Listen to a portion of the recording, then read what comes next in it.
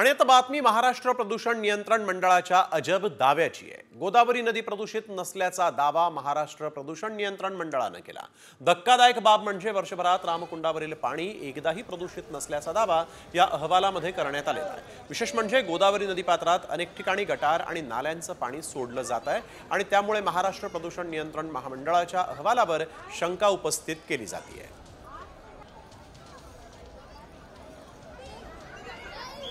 जे काही विभागीय आयुक्त यांच्या अध्यक्षतेखाली जी माननीय उच्च न्यायालयाने जी समिती बनवलेली गोदावरी प्रदूषण मुक्तीसाठी, मग ते सर्व खोटं आहे का? आज हजारो कोटी रुपये गोदावरी नदीच्या पुनर्जीवनासाठी येणार आहे, प्रदूषण मुक्तीसाठी येणार आहे, STP साठी येणार आहे, हे सर्व खोटं आहे का? MPCBचे अधिकारी AC केबिनमध्ये बसून खोटे नाटे हे जे काही रिपोर्ट वगैरे बनवतात आणि शासनाची आणि येणाऱ्या भाविकांची जे फसवणूक करतात, तर त्यांच्यावर फौजदारी स्वरूपाच्या फसवणुकीचा 420चा गुन्हा दाखल व्हायला पाहिजे ॲक्च्युली। आणि लॅब टेक्निशियन जो कोणी असेल आणि संबंधित अधिकारी असेल त्यांना ऑन दी स्पॉट हे पर्यावरण मंत्र्यांनी लगेचच्या लगेच हे त्यांनी सस्पेंड केलं गेलं पाहिजे। कॉमस्कोर नुसार आता isakal.com आहे देशातील नंबर 1 ची मराठी न्यूज वेबसाईट। प्रत्येक अपडेटसाठी isakal.com ला नक्की भेट द्या।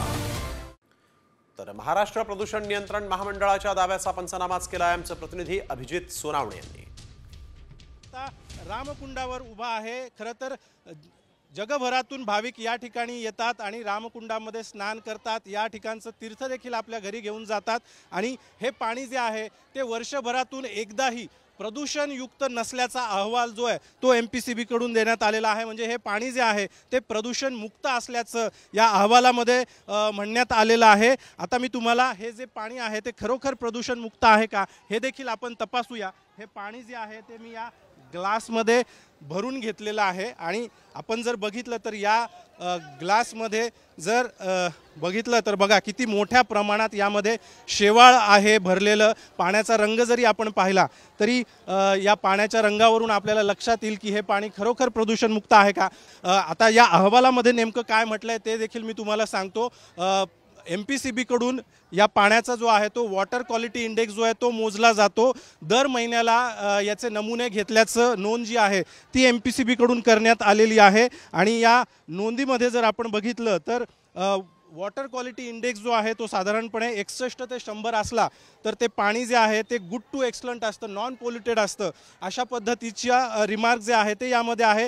सोबतच 50 ते 63 वॉटर इंडेक्स आला तर ते देखील पाणी मीडियम टू गुड आणि नॉन पॉल्युटेड असल्याचा अहवाल जो आहे तो याच्यामध्ये आहे। आणि विशेष म्हणजे आपण जर बघितलं तर रामकुंडावरचं जे पाणी आहे ते वर्षभर नॉन पोल्युटेड आणि गुड टू एक्सलंट म्हणजे अगदी मिनरल वॉटर सारखा असल्याचा धक्कादायक हा सगळा अहवाल जो आहे तो देण्यात आलेला आहे। आपण जर बघितलं तर हे बघा या पाण्याचा रंग जरी आपण बघितला तरी हे पाणी खरोखर प्रदूषण मुक्त आहे का, गुड टू एक्सलंट आहे का, जो शेरा MPCB कडून देण्यात आलेला आहे हा प्रश्नचिन्ह जे आहे ते खरं तर या पाण्याकडे पाहिल्यावर निर्माण होईल। कॅमेरामन प्रवीण काळबांडेसह अभिजित सोनवणे, साम TV, नाशिक।